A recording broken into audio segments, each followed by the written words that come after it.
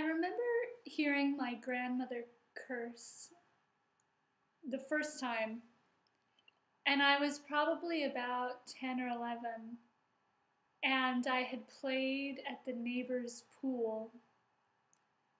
So my grandparents lived right next door to a family that had a girl my age. So whenever I would see my grandparents or go stay with my grandparents, I would always sort of see my friend too and hang out with her.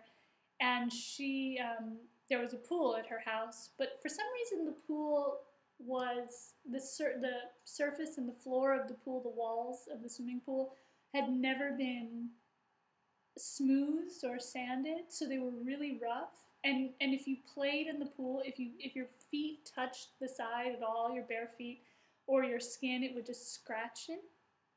It wasn't ever bad, I mean dramatic, but if you spent an entire summer day in the pool, as I did on many occasions, I would come home and like just all the skin on the bottom of my feet would be scraped off. And I remember I swam in the pool the day before my grandparents were going to take me to the Hollywood Bowl for a July 4th celebration. So you kind of walk up this long hill at the Hollywood Bowl to get to the top, and there was going to be fireworks or something.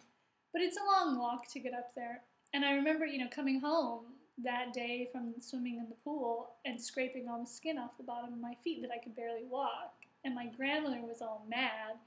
And the scraping of the skin was kind of, everybody knew that it would happen if I went in the pool. It was kind of like, if you're going to go play in that pool, you better not, push your feet against the floor or whatever.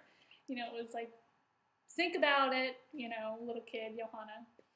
So when I came home, the skin was gone on my feet. It was like my fault, right? And I just remember my grandma walking away from me and really mad because now I wouldn't be able to walk up the hill at the Hollywood Bowl. And she was saying, and you had to go play in the goddamn pool. And I mean, this was like a huge, huge moment. I mean, huge, because my grandmother is a, God-fearing Catholic from Oklahoma, timid, very ladylike woman, very polite, thinks that, sex is a bad word, thinks that gosh is a bad word. I remember as a teenager I said that something sucks, and my grandmother said,